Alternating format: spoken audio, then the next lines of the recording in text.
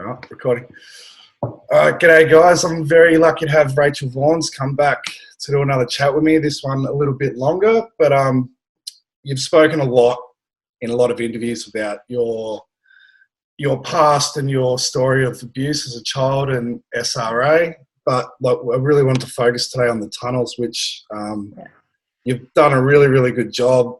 I think you've said the last couple of years, I guess probably a lifetime of research and backed up by a lot of other people, as well as, you know, it's good for people to do research, but then someone that's actually been there and been inside these tunnels to be able to give that first-hand evidence, because it's been really topical subject of the last year. I know we had, like, you know, there's been people for decades like Phil Schneider talking about DUMS and like bases in Dolce, and then we've got the McMartin preschool and so many. And then again, Lizzie Rose brought up last year about certain insiders talking about Spring Street, and so I thought it'd be really good. So what we're going to do, we're actually going to share some Rachel's document. I'm going to put it in the description below. So I'm going to air this to YouTube as well, but I want to completely get off YouTube. They're already shadow banning me on my second account anyway. So I'm going to be on BitTube, which has been really hard to upload as well at the moment. There's been a lot of problems with that, but I've found Rumble's sort of going really well.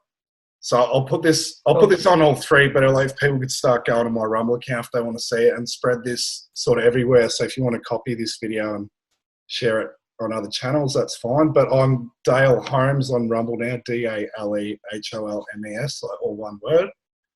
So Rachel, for people that don't know you, which probably most of my audience would, but you know, hopefully this video goes out a bit further. Do you want to just give it just a quick synopsis of growing up in satanic ritual abuse in Adelaide, and maybe just a little bit about your father and who he was and his connections? Okay, yep. So I grew up in Adelaide, South Australia, in a suburb called Edwardstown, and my father was an employee of Telecom at that time. It's now Telstra. He was a wiretapper for Telstra. I believe he was also an ASIO operative. He was a Navy reservist as well, not that I've been able to get his records. He travelled extensively because of the reserves. But interestingly, he told me that he went to China for the reserves, which is not a chance. There's not a chance that he did that. So he told me that there were places that he went that couldn't possibly have been as part of as a reservist. But he told me that was why he went there, or how. With his wiretapping work, he was privy to conversations, private conversations of countless people. I remember there was regular occasions where he would have call-outs. So he would get up in the middle of the night, the phone would ring, he would get up in the middle of the night and he would race down to the exchange to tap a phone call. Basically, my abuse has started some of my earliest memories are of being abused. So, and it was sexual abuse, it was MK Ultra abuse, and by that I mean there was a lot of mind control involved, including he would do weird sing-song voices when he was trying to get me to forget things. There was particular little rituals that he would do, so that there was one where he would lock his lips and swallow the key, and that was an enticement for me to forget what he had just done to me. But after a little while, I think I don't know how old I was, 7, 8-ish, I actually said to him one time, how can I forget? How can I swallow the key when I've already locked my lips with the key? And the look on his face was just horror. It was fabulous. So that unlocked a lot of stuff even at that age. Yeah. But I didn't want to remember a lot of it. So most of the abuse, I mean, it happened all over the place, but a lot of it happened underground. And again, as you mentioned, you know, the McMartin preschool case is a really, really good example of pedophiles using underground spaces to abuse children, because if you can discredit the existence of the underground space, you can discredit the testimony of the child. And this has been used all over the world. And as you said, you know, the last year, it's really come to prominence. People have really spoken about it. There's been a lot of talk about DUMS being cleared, tunnels being destroyed all over the world. And, you know, if people question the existence of tunnels that have existed for a long time, you just have to look into, I think it's Turkey has think it was about 12,000-year-old tunnels that were recently rediscovered. And you just have to look this up on YouTube and find it. It's not difficult. Tunnels have existed all over the place. So yeah, I specifically remember being taken into the tunnel system. The only way to get to the tunnels near my home was via an underground cellar beneath my former childhood home on Macklin Street in Edwardstown.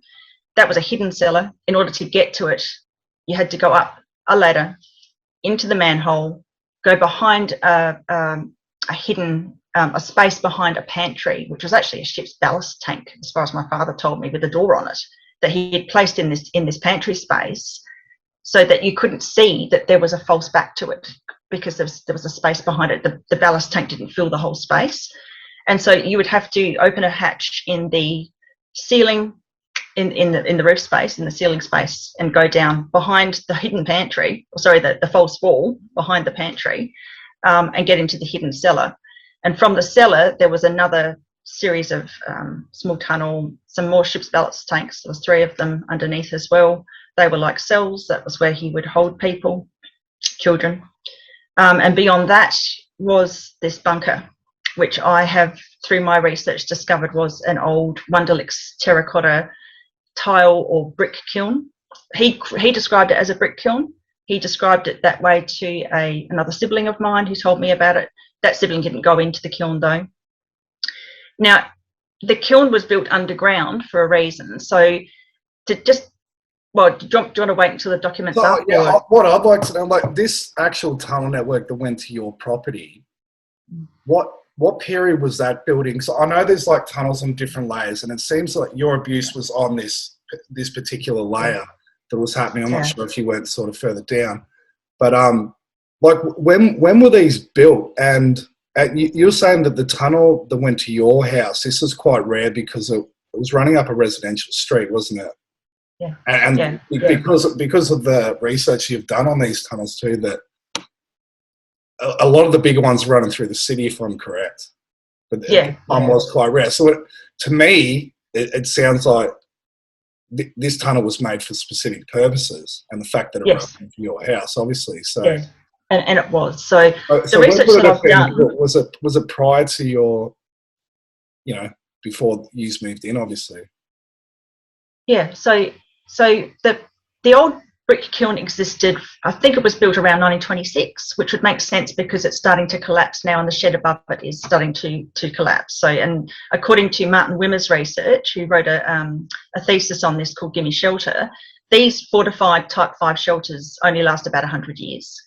So this particular brick kiln was underground because as they dug out the clay from the area, the kilns were built at that lower level. So they were built around the 1926 expansion. From the maps that I've seen, the Wunderlich's factory went all the way to Pine Street up until around 26, and then the expansion occurred, and then around 30s or 40s, the map systems showed that the factory reached past Macklin Street to Castle Street and encompassed Castle Street, which makes a lot of sense because I found that there are one end of Castle Street. I have an anecdotal information about a man who used to live on Gurney, which is parallel but to the north of Castle Street, and he told a neighbour about a walkable water tunnel that reached between Gurney Street and Castle Street.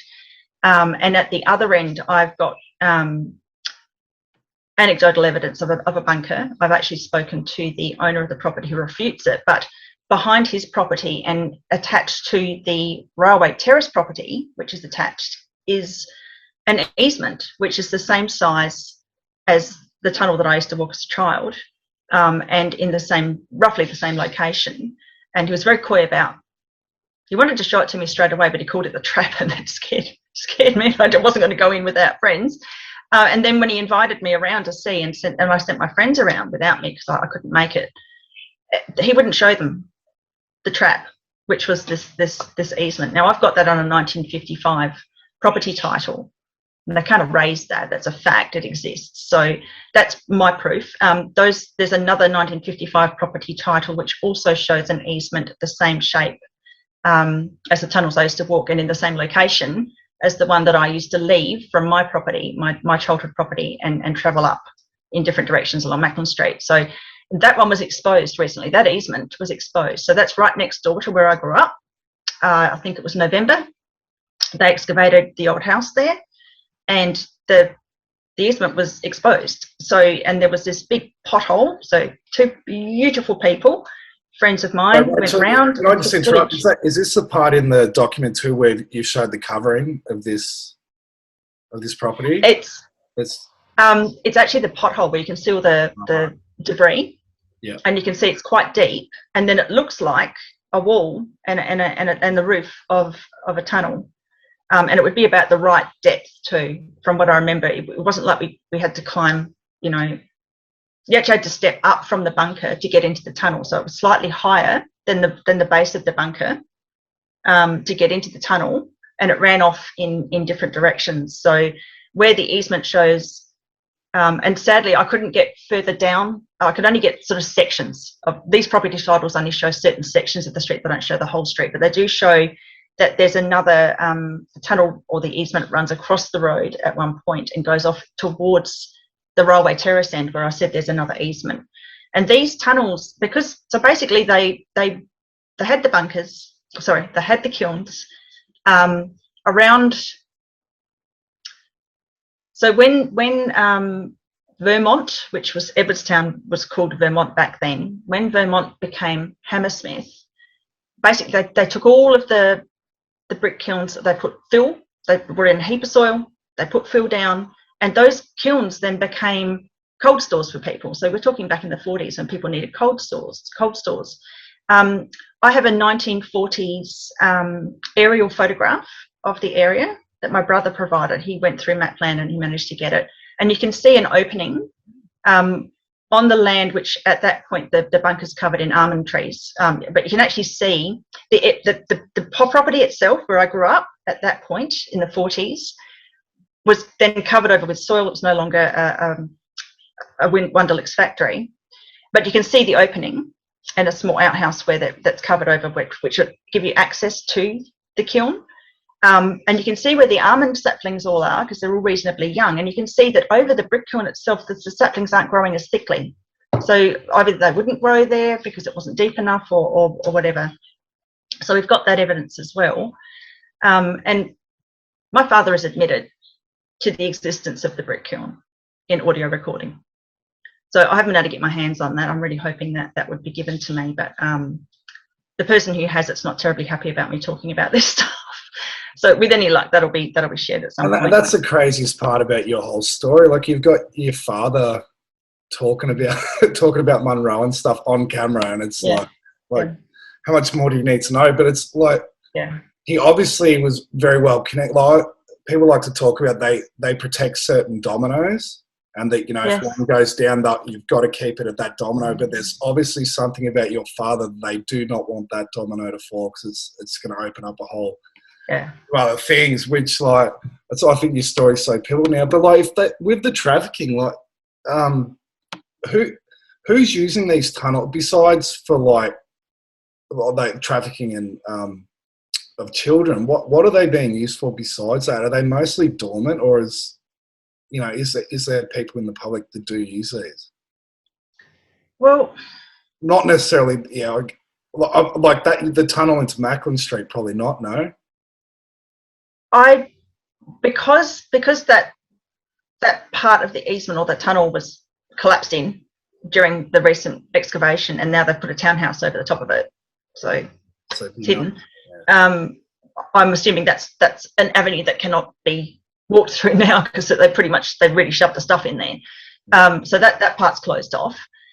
I know this is just one small aspect of the tunnel system, that there are other water tunnels all over the place. And really good examples are in Camden Park. There's one on Penang Street that you can see I think it's a charity place, and you can see a really big opening there that you can walk through if you look on Google Earth. And there's another one at Morphettville Racecourse on the border of Park Hole, Bray Street and East Street. If you look on Google Earth, you can see a really big tunnel opening there. in the actual racecourse itself, and it's obviously a water tunnel, but you could drive into that. It's that big. So there are tunnels everywhere. The ones that are closest to where I grew up were specifically for the Wonderlicks. So in that, there was a 1938 mandate that they have shelters and tunnels because they were worried about an attack from the Japanese pre-World War II. Yeah. So that's where that mandate came in, where all of these tunnels were dug just as trenches and tunnels to get to bunkers. And it makes sense that they had used the brick kiln at Macklin Street as a shelter because it was further enough back, because South Road was the issue. They weren't going to put shelters right next to South Road because they thought the bombers were going to come straight up South Road. So they took it a little bit back further. So it's a few streets back from South Road to protect the workforce. And they had a 160 strong workforce at that time that they needed to home or house during an air raid. And it's quite a big space. This brick kiln was large. It wasn't this little small cramped in thing. It was huge. You know, the beginning of that document, you can see a photograph that I've taken from a UK air raid shelter that's very similar in dimension, but it's actually very, you know, the Macklin Street bunker was quite long. Yeah. So I reckon you could sit quite a few people in there. So I might even, do you mind if I share the document on screen now? Go for it. I have to go all the way back. Can you see that? Yep. All right. Whoa, got the double page happening. Right. So actually, like, people that want to look at it, this video you've got at the start, I don't know where that that's quite amazing, isn't it? It is. It's full on. Yeah. That's a big tunnel. So like, that's obviously the one you're talking about, is that? And it was built in the same era, so it's a really good example. And I don't think that these were old kilns at all. It's obviously built for purpose, but you can see that they're ending up the side of the walls. The reason I know that the brick kiln was made into a bunker and it didn't just remain as a brick kiln is because of that rending. So the concrete up the side of the wall, you don't put that in a kiln. You can't have concrete in a kiln. It won't burn to a high enough temperature. It just crumble after a while. So obviously that was you know, put in afterwards. And I had told several people about how, you know, there's concrete up the sides, and my father was a bit slapdash. So it wasn't the best job either. It wasn't a great finish. And I told people about that, not knowing that I didn't know that it was a kiln. He didn't say to me while I was walking through it that it was a brick kiln. He told that to a sibling of mine later, and he's told this, you know, in a recorded interview. He's spoken about it. So I worked out that it must have been turned into a bunker, and that's what helped me to then find out what had happened. How it had been turned into something different. Yeah. So like some of the other kids that say you saw down there that were abused, did they all enter from your property, or were they coming from? Did you just see them in the tunnel that you don't know where they came from or where they entered? Good question. So I remember being taken down into the hidden cellar, and there was already a child there with 3 adults, including my father, and I don't remember them arriving at the house. Yeah. So your tunnel system. Sorry, go. That they hadn't arrived, you know, via the street, and they hadn't come through the front door. My bedroom was right next to the front door. The fact that I was questioning in my mind, how did that kid get there at that point? I think that he was brought in through the tunnel. You've said in your writing too that the orphanages were they connected to the same tunnel system, because they were right pretty close to your property, weren't they? So I believe the Glandore Boys' Home was attached. Yeah. I don't remember specifically being taken there. I just remember my father making sniggering jokes about it, and that the tunnel that went past there, when he said went all the way to the tram stop. I don't know whether it did, but there was a tram to Glenelg that went past the area. So it was past the Glandore Boys' Home, and there are commissary tunnels all the way up the street that leads to that boys' home. And it's a really unusual thing to see the commissary tunnels. These are the telecom tunnels on side streets that are not, you know, business oriented. There's businesses at one end, but the rest of it's residential. It's very unusual. Yeah. So I think you had a picture of that in here too, didn't you? The telecom. Yeah. That's at the end. Yeah, you'll see some of the telecom. Bugger, where is it? I have seen it. Pretty much one of the last photos, actually. You've got it marked. Last page. Oh, sorry, I thought that was the end of it. It's here, isn't it? There you go. Yeah, so that's one of the 2 plate systems for the telecom tunnels. I'm not suggesting that that's one that you can walk through, but at the other end of Castle Street, so that's Castle Street, and Macklin Street, you can see there's Macklin Street written, so that goes right to left, and then straight ahead is Castle Street. At the other end of Castle Street, at the corner of Towers Terrace and Castle, there's a 4 plate system. It's quite large, and if you look through one hole and shine a torch in the other hole to look in there, you can see there's a ladder, and it's quite a large space. Yeah. So I would love to pull the plates up, but I'm not willing to do that because people are watching the area. I'm going to come down there one way. I'm just going to go in. Yeah. But what I found it interesting, because I know you told me before about avenues and terraces, and I went to a school which was an old boarding school on a terrace, and there was a boys' and a girls' school which were connected to the Catholic Church and the orphanage, right on terraces as well. So, did you want to talk? So you said once you came out at this railway, and that was the only time that you'd seen light. Yeah. So that you could and that I recognised where I was. Yeah, where you were on the outside. So interesting. You told me, or do you want to explain the railway tunnel property first? Where you so maybe about when you first come up there as well. Like. So when I was about 10, so my father would take me on these forays through the tunnel system during the night hours and get me back on time, so that when my mum got up in the morning to take me to school, she'd have no idea what had happened. And this particular time, we were in a hurry for some reason, I don't know why, and we came out of an opening that I hadn't remembered coming out of before. I just remember looking up and being able to see the local shop where I used to get my lollies, so I recognised the street because I knew the shop very well. And then as we got out, so we sort of clambered out of this opening. I wish I could remember whether or not. I don't think it looked like that. I think it was more like a round, one of those round openings where you lift up the plate and hop out. Yeah. And I think possibly it's still under there where all the rocks and stuff are. There might still be that opening there, but I don't know. But that was my sensation, was coming out of a rounder opening, not something like that. But it was exactly that location. Hasn't this been refurbed now too? When I went there a couple of weeks ago, still the same. Is that right? So they've done work on the platform. They've completely raised the shelter and put the platform back together. Put the shelter back together. And if you're ever near there, it's the Edwardstown railway station. Check out all the cameras. They've got 12 full-on cameras up there, and it's really nothing special. It's a really small little station in Edwardstown. And again, I'd just like to point out, the landscaping of the Edwardstown railway station is the responsibility of the Edwardstown Freemasons, and I haven't found that anywhere else either. This is supposed to be federal property, so why they've got dibs on that, I don't know. So when I came out at age 10 in the early 80s, we crossed the road, my father, and we were in a hurry, we had to hurry, but my father stopped and he pressed on me, we had to hurry, I think we ran home. He stopped at Maxwell Street sign, which is just opposite that void in the platform, and pointed out the name Maxwell and sniggered, because that was his middle name. I mean, his name was Alan Maxwell McIntyre, but people always knew him as Max. And he pointed at the street sign, sniggered, and said that was his opening.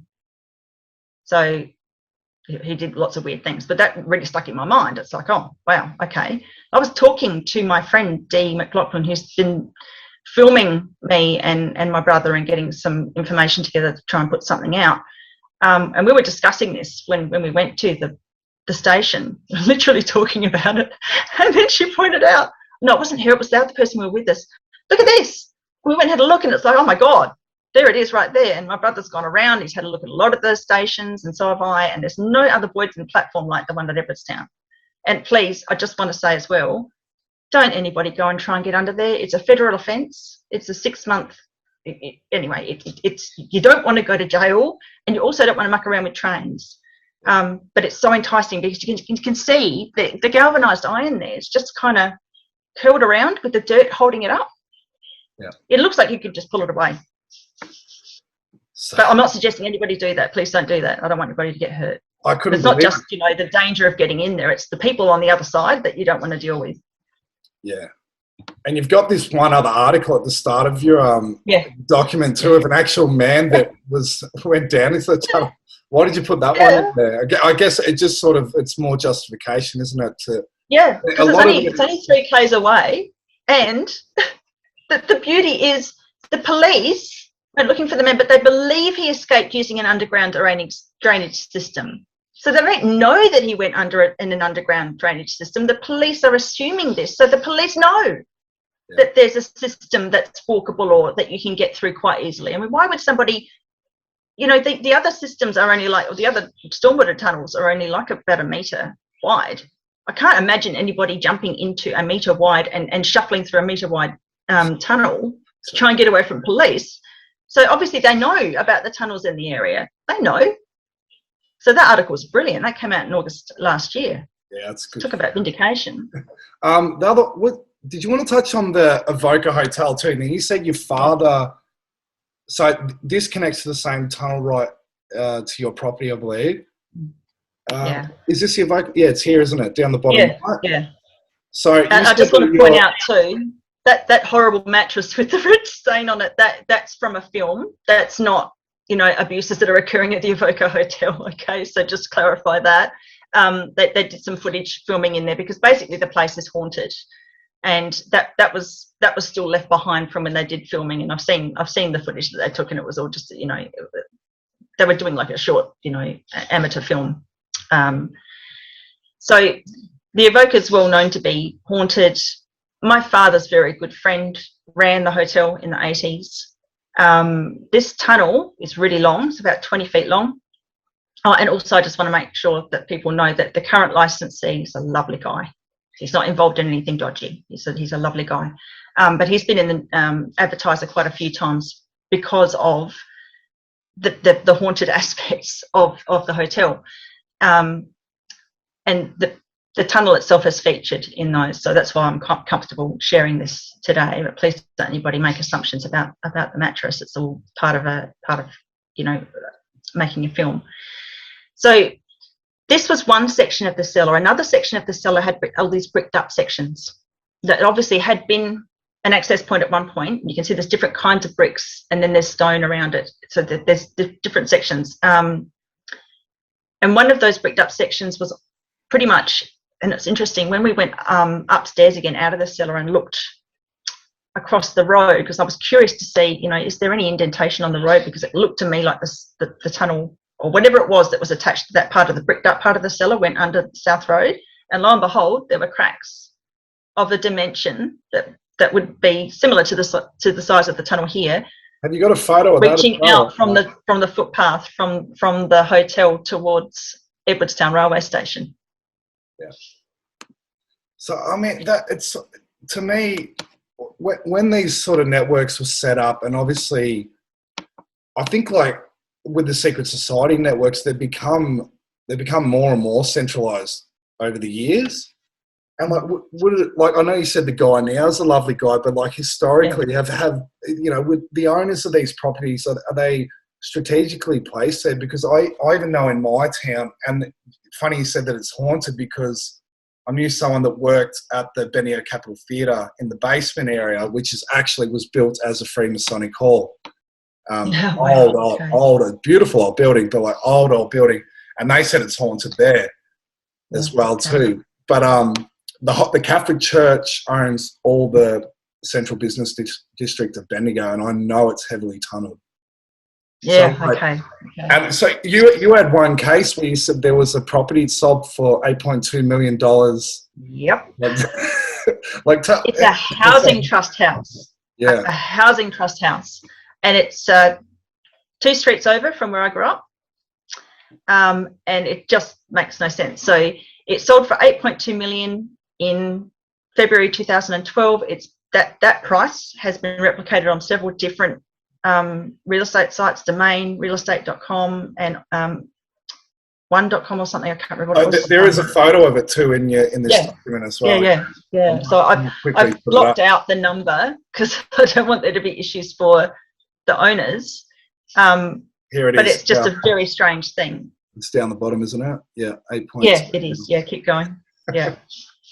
Yeah, that's there you it. go. There's one of them. Oh, here. So that's the domain listing, and you can see 8.2 million at the bottom. And then you've got realestate.com and on the house. That's right. That was the other listing. So that's 3 different listings. Now, say it sold for 420,000 and they made a mistake and did 4.2. You know, you wouldn't make a mistake of 8.2. You know, you could pay 4.2 million, but it actually meant 420,000. That would make sense. But 8.2 million does not make sense. So it's not just an added zero. This is 8.2 million. Why? I mean, other people have said possibly an example of money laundering, possibly, but the juxtaposition to where I grew up tells me otherwise. And I was there not long ago with 4 witnesses, and we were just looking at the property and taking photos and sort of discussing amongst ourselves how bizarre it is that this place sold for 8.2 million and is now listed to be worth between 400 and 550,000. So it's lost 7 million since 2012. Yeah, it's not a real good investment, is it? It's not a really good investment, no doubt. And while we're there talking about it, the guy who lives across the road came out to put his bin on the verge, and this is so funny. So my friend, in his genius moment, oh, he has many of them, Chris, he asked this guy who came out, did he know anything about tunnels or bunkers in the area? And I kid you not, the owner said, no, but I have a tunnel in my backyard. Then he said, the look on his face was just priceless. And then he said, but I filled it in. So the first thing I'm thinking is, well, he's obviously had a tunnel. But first he said he didn't have a tunnel. He filled it in. And then there was a little bit more of a discourse between him and Chris. And then the owner said, I dug it myself. So this guy was in his 50s. The last mandate for tunnels was in 1938. So it's not like he needed to dig a tunnel. And it just seemed incredibly dodgy to me that first he says, no, he doesn't have one. Then he does. Then he's filled it in. And then he dug it himself. It just, you could see his mind was racing. So that was fabulous for me because I already knew there was something wrong with that property. Otherwise, it wouldn't have sold for 8.2 million. And then I have 4 witnesses that also heard this discourse. Have you had like not publicly, but have you had people approach you privately that it may have been in these tunnels as a kid as well? Yes. That haven't so you've got collaboration as well. Yeah. And have they experienced similar things? Yes. Yeah. So I know of someone who may still be being trafficked in a neighbouring suburb through the same space. Someone commented to me the other day that there was a tunnel at a school on Dawes Road or near Dawes Road, Dawes Park. That was confirmed by someone more recently, and that's actually in the tunnel document. I've got a quote from someone who used to ride through the tunnels and saw the big junction boxes and spent a lot of time between Ascot Park and Edwardstown and the hills going through all those tunnels. So I've quoted him in there. He didn't want to be named, but he's and there's another person who contacted me. So I would say, at least 20 people have contacted me over the last 2 years to say that they've had specific experience in the tunnels in Edwardstown. I've had other people contact me to say there's a tunnel in my backyard. I went there and had a look, but it was one of the smaller tunnels, but it had actually caved in part of their backyard. Done so much research. There's, like I said, Penang Avenue in Camden Park, there's a big opening. There's one in Morfettville. There's also the Warradale Army Barracks, which is that's really close by too. I didn't actually know it was there until yesterday. I was reading a comment under an interview that I gave recently, and someone else had mentioned that there was the barracks there. And I was like, oh, why didn't I know that? Yeah. Because I know I was taken to a multi-level facility somewhere, and I believe it was close to my home, and there was experimentation going on there. So this is a different situation than the other tunnel systems you've been in. Then talking about this facility.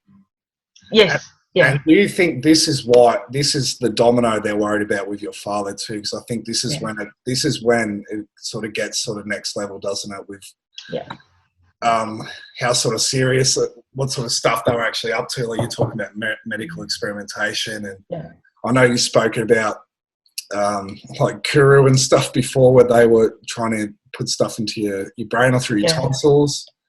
Tonsils and lumbar punch, and I believe there was another attempt, but when I was so young I don't remember it, but I had a 6-month bout of tonsillitis as a small baby, which is pretty unusual. I know, it's just interesting too, because it backs up what Fiona Barnett said as well about Petrascus, who studied tropical medicine in Papua New Guinea. Yeah. There was obviously, there was some sort of key that was going on here, and then your dad saying that he worked for him, saying he was a spy for ASIO. Well, my father had and we see like through the Five Eyes that like, ASIO and the CIA are one. It's the same network. Yeah. My father had an extensive knowledge of herbs and how you could drug people with herbs, and he grew nightshade in the backyard, and he also had an extensive knowledge of shellfish and the different neurotoxins. So where we went to holiday was at Stansbury on the York Peninsula, where you've got your blue ring octopus. He also knew about the cone shellfish that could give you a really toxic dose. There was stonefish in the area that you could, if you stepped on, you would possibly die. He would tell you exactly how many seconds it would take you to die. And he was a deep sea diver, but he knew a lot. He had extensive knowledge about toxins and herbs that could bring on certain experiences. And look, when my sister Claire died in 2009, my father wrote this amazing, because he said, I believe my sister was murdered. She was found with her neck snapped, holding a sash cord in her backyard. She had just the day before made an appointment to go to the Major Crime Department and tell them what had happened to the Beaumont children. But she was also a witness along with my other siblings. So hadn't she just received compensation too? She had just had a payout, exactly. And it would taken her years to get there through work cover. So there's no way. She was extremely vain.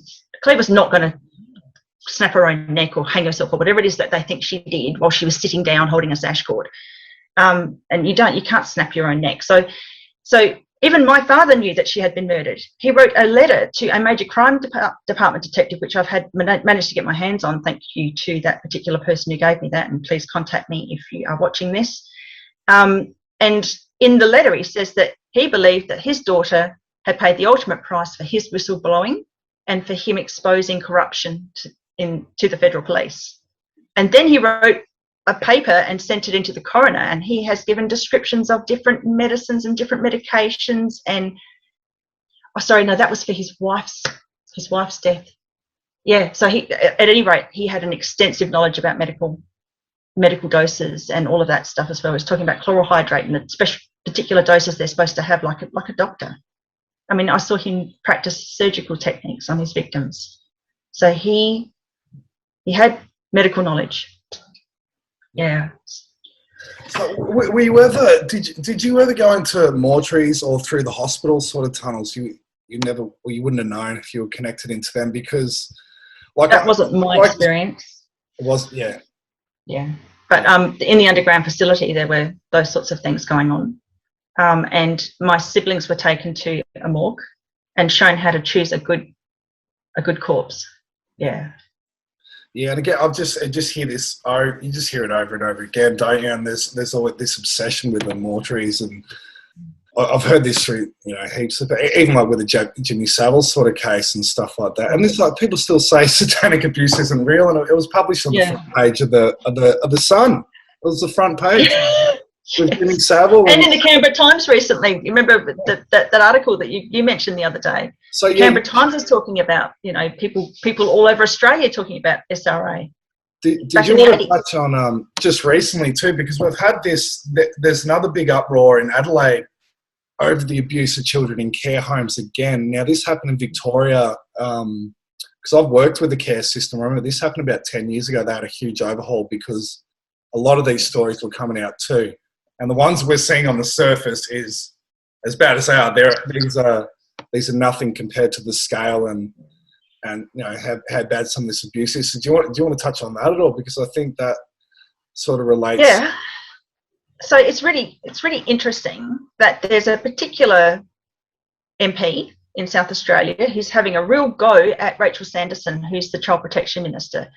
But the fact of the matter is, I've been writing to that MP for 2 years about a child that's still being abused at the moment, and that's been completely ignored. But now this MP is really up in arms about what's happening with Rachel Sanderson not acting on these 5 state wards who are pregnant. it's like a floor show. It's ridiculous. And she lost all her rights over children in 2018 anyway, and that was all given to Kathy Taylor, the CEO of the Child Protection Department. I've got a horrible feeling that this whole charade with, oh, gee, we're really angry about this, when in fact they don't care, is so that they can just get rid of the Child Protection Minister, because why would you have an elected official when you can just, they've obviously already given the rights over to Kathy Taylor.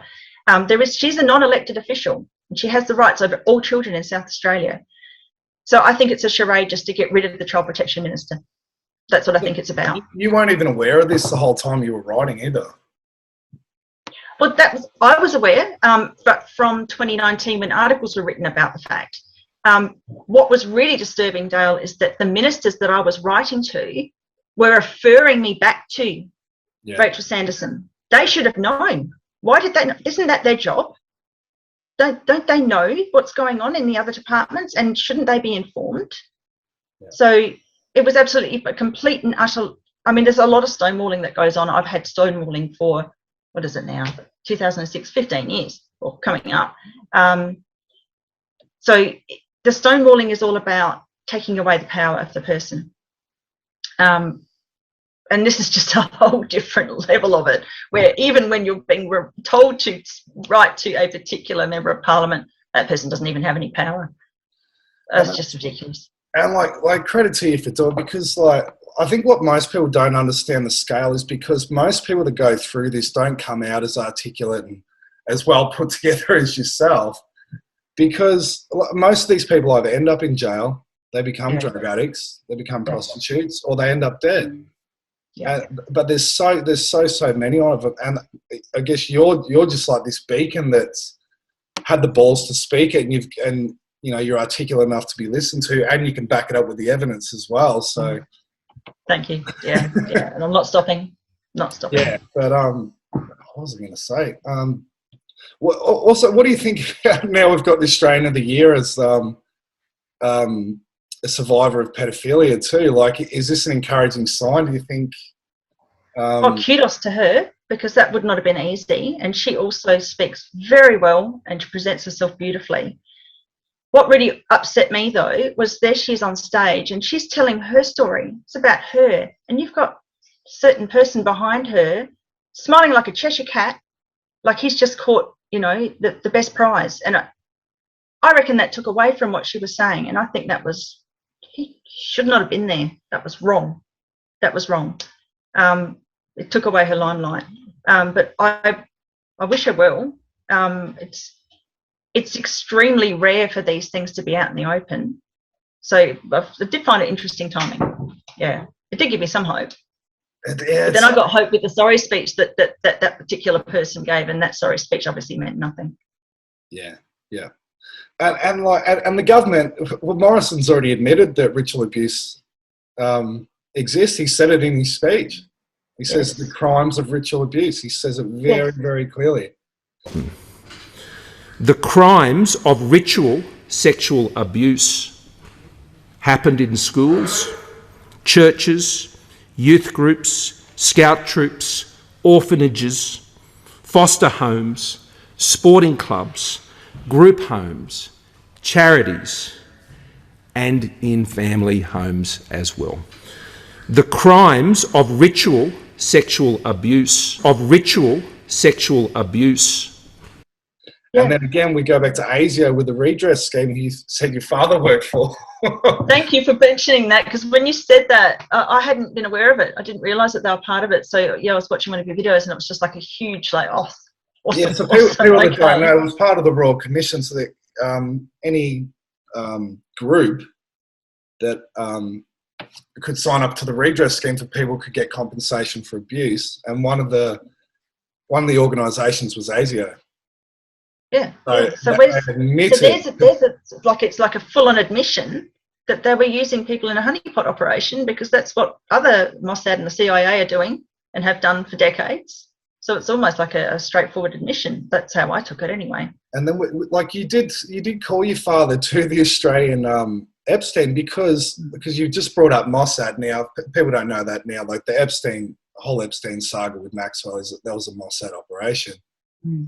And then we're looking at people like Kathy O'Brien and Bryce Taylor. Historically, these were CIA operations where it come out of, Nazi Germany, and Joseph Mengele and stuff like that, who actually has connections into Australia, Joseph Mengele. And then you obviously see ASIO. Yeah. So, and how's this? My brother was trying for 10 years to get an interview at the Major Crime Department. And the day before his abuser, Anthony Munro, was sentenced, he finally got that interview. He had a whole brief of evidence he wanted to hand over, but they didn't want it. All they wanted to talk to Andrew about was the old milk canisters. So milk used to come in these big sort of metal containers that sort of had a lid thing on them. Yeah. All they wanted to know was about those canisters that my father apparently kept a lot of evidence in. That's all they wanted to ask Andrew about. Did he know about where they were? Andrew had the forethought to make sure that he got a recording of that, which is really interesting. 10 years, so they can find out where the evidence is. They could put them all in a bad place, in a bad position. Yeah. And you said your father he collected trophies and stuff of some of the kids that he abused and tortured and stuff like that too. And this happened with the McMartin case as well. That found all these different relics and stuff like that under the preschool eventually. But what's do you want to explain maybe a little bit what do you think the satanic? What is this about? What's the purpose of? It's a huge question, I know, but how many networks are these? So you said your father's a Rosicrucian and a Freemason. Golden Dawn. And he was he followed Aleister Crowley as well. So under certain belief systems, if you murder enough people, you get a good enough position in hell. This is what he used to explain to me. Get a good enough position in hell so that you don't get eaten by the worse, the higher demons. So this is my father's belief system that I'm describing here. So that was one thing. So he believed that if he killed enough people, he would get a really good position in hell. And it's a kind of immortality. And my brother touched on this in his ITNJ testimony.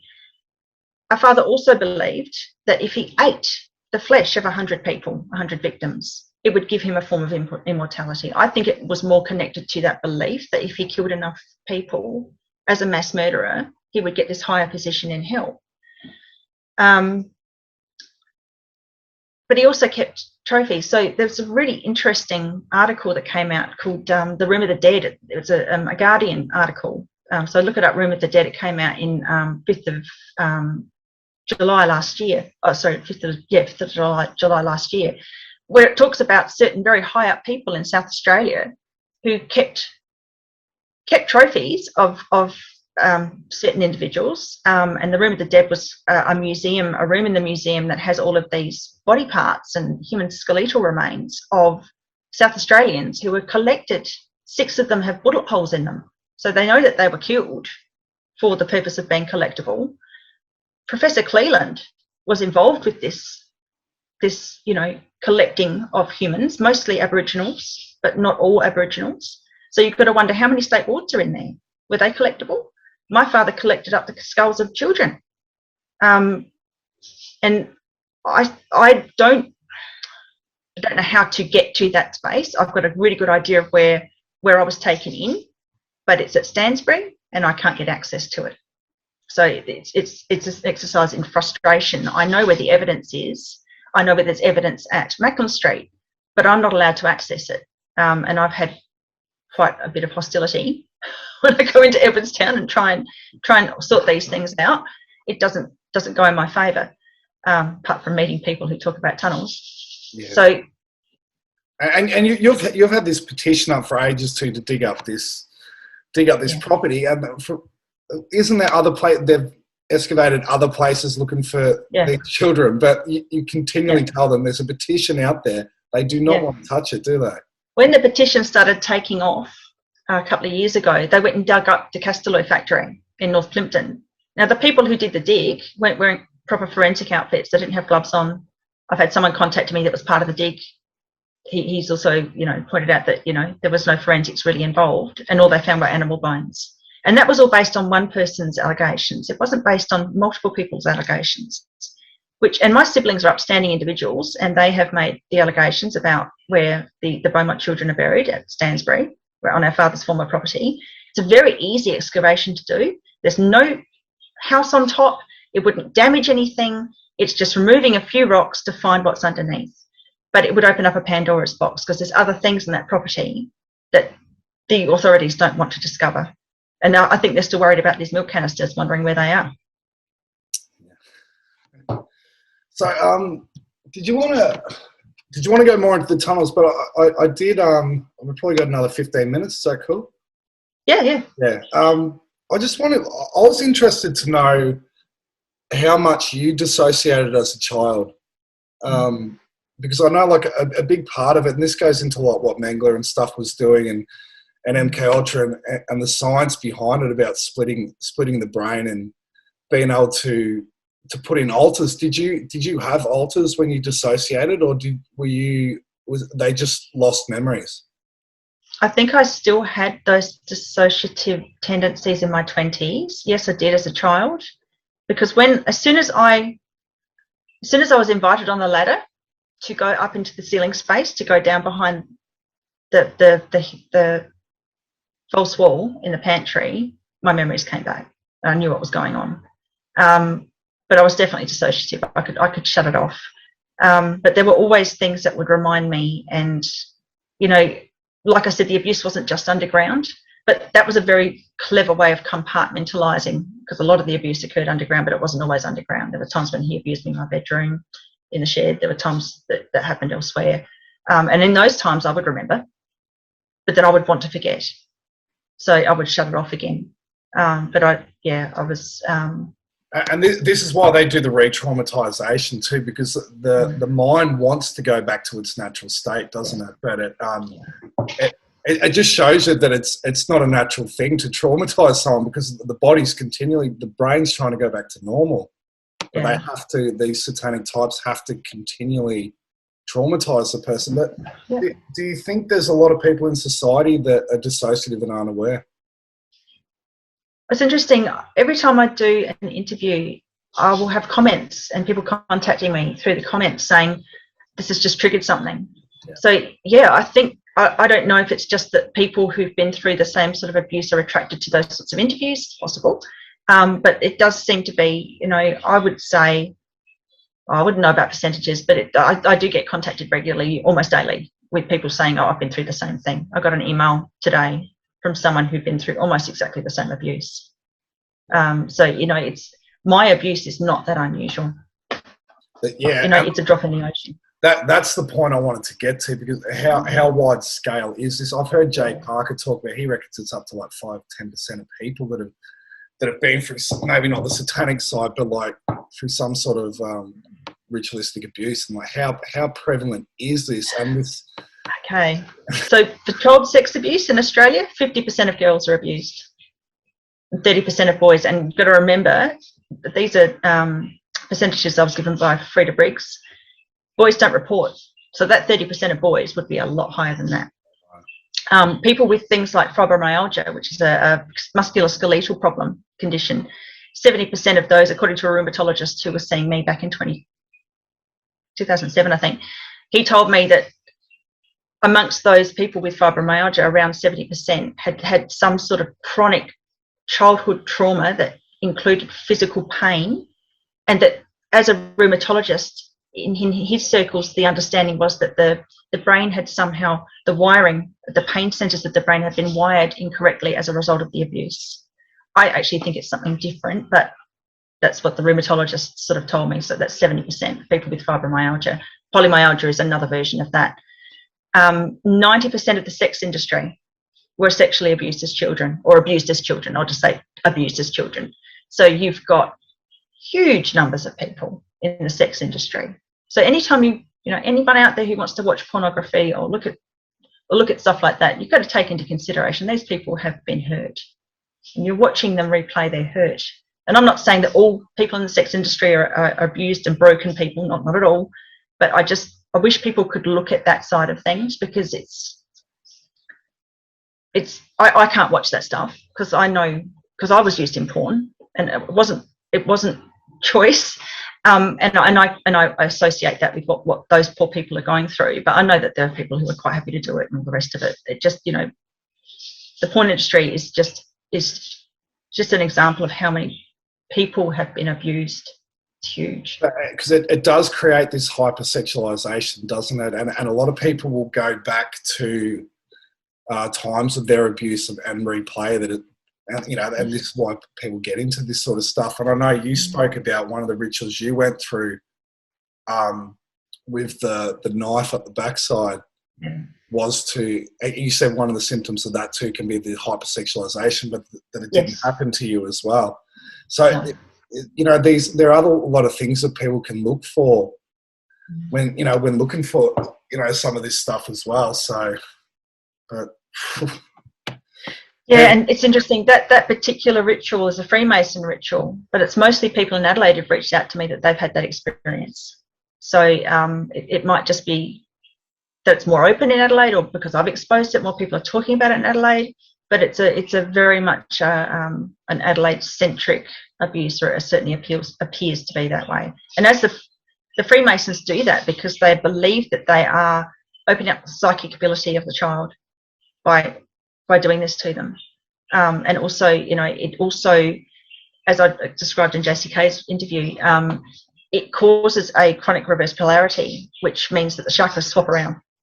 So, and that causes, it's amazing, a person commented, because I didn't have the experience of being hypersexualized, I didn't understand it, but someone commented in JC's video and just said, it causes heat in the area. So when you swap the polarities around, it causes heat in that area, and so that hypersexualizes the person because there's always a heat in that particular part of the body, which is really interesting. I found that fascinating. So there's reasoning. So this Freemasons have an occult belief system. They have specific rituals relating to certain things that they want to do. I think part of the opening up of the psychic channels is,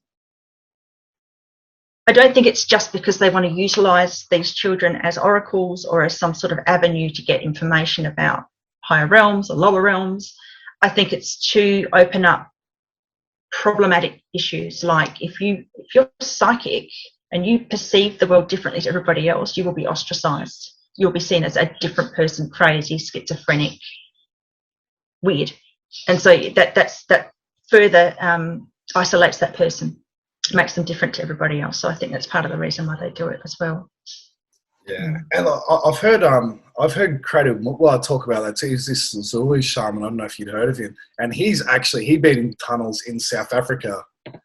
Wow. Yeah, he's had a lot of weird experiences with some of the entities and stuff in there. But I know, like with dissociation, we're talking about. Could I ask about your recovery at all? Like, because I know a lot of people, you'll see programming and stuff breaks down in late 20s, even to like 30s. Yeah. And anyone that wants to see like dissociation, look at this video of Anna Nicole Smith. Have you ever seen that one? Yeah. Childlike. I put it up in one of my videos because, and what they do is some people will revert back to the period of time when the abuse occurred. Yeah. That can be. Oh yeah, she obviously goes right back to toddler right age, back to being a baby. Yeah, like being a little child, and it's blatant to see. But like when you start to recover memories, if anyone's like going through that, I know I've heard Kathy O'Brien talk a lot about writing. To write out your experience. Topic lately. Yeah. Yeah, to write out your experience, but then she talks about not just writing out the experience, but then writing out what you're going to do and taking ownership, because I know you've said before too, like in a spiritual sense that you chose your father. Now people might have their own beliefs about that, but for me, I think you choose every one of your experiences. And I always have the idea that no matter how bad something happens in your life, you always ask yourself, why did I choose this? And you're not asking why did Dale or why did Rachel choose it, but why did the high self choose this? So like well done. Maybe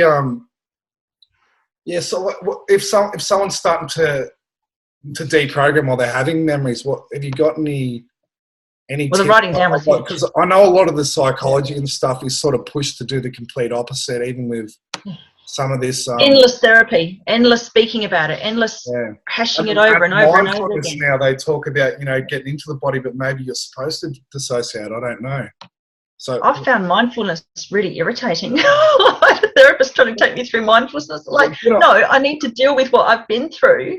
I can't just focus on every moment and be in the moment. That's great for a therapist to pass that on, but I've got to deal with this stuff first. I would have still been in that state I was in when I was having that therapy with him if I'd really taken it on board. And I don't think he meant it in a nasty way. He's a lovely, lovely guy.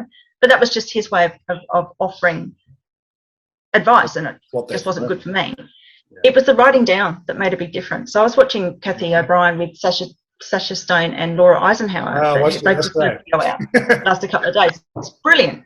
And Kathy's talking about it again. It's the writing down takes it from the trauma part of the brain into a logical part where you can actually compartmentalize it.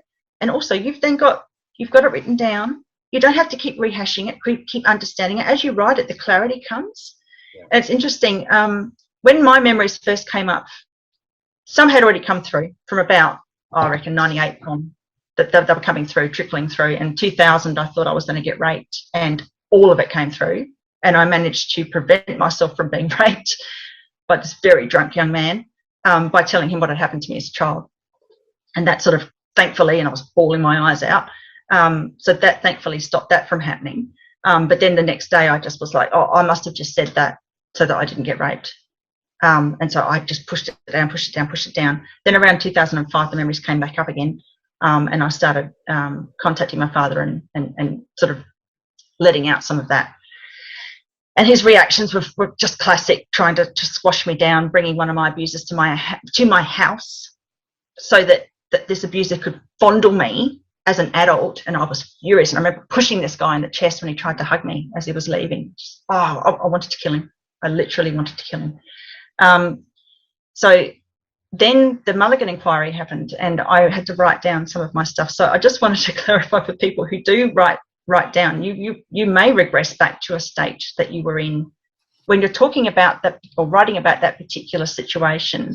You might regress back to quite childlike language. So I look back on that statement that I sent into the Mulligan inquiry, and I shudder with embarrassment because it's so childlike and it's so angry and it's visceral and full on. And I certainly would never write like that again. Certainly wouldn't give it out for somebody else to read. But I realise that's classic and appropriate for what a true experiencer would write. So that's the writing aspect's been huge. Been a big process for me, and it's helped me immensely. And without knowing that, I can't remember who told me. I think it might have been Frida Briggs again who told me to write it out. So with Kathy O'Brien, this is great advice. She's good. Yeah, she's got a whole book on it. And there's a lady, Sandra Fecht, who's a Canadian psychologist, and she actually deals with ritual abuse survivors as well. And she recommends the same thing. And she also recommends swimming. And it's the same thing. Really? Yeah, because the writing, because like you said before, because you're connecting the two hemispheres, and when you've been through the abuse, that you've lost the neural pathways, and they start to connect again through the motion of oh wow! I don't know. This is what she said, but yeah, it's that's really cool. Yeah, because it's a physical action. So I suppose you think about the abuse, and then wow, okay. Yeah, but it's about using the two hemispheres of the brain. Yeah. Well too. So yeah, but I was going to say that. Yeah, Kathy O'Brien, crazy lady. To think what she's been through too. But there is something. There's like, I look at it like little sparks or nodes or light beams or whatever you bloody want to call them. But like, you look at your life and you've been chucked in to the most horrific bloody situation that anyone could imagine. But on a higher level, look what you're doing now and what you can potentially do, and how big this case can be. If this gets widespread and people know about your story in Australia, this is game-changing, because it just opens up a whole other level of corruption of the police and the government and this bloody tunnel system, and then who knows else what they were up to as well. And I have a document, Dale. I have a document that I've been writing since 2006, where I've chronicled every single email I've written, every single response that I've got, and I am a meticulous record keeper. Yeah. This document's 30, 40 pages long now. It's been spread around. Lots of people have it. So I think part of the reason why I haven't been knocked off is they know that that's there, and it will show, if I were to, suicide, which I'll never do, but if it's knocked off like my sister was, that document would then get surfaced, and it shows every single member of parliament that I contacted, every time I sent a letter in to the police after about 2008, I learned that you had to do it by registered mail and you would never get a response.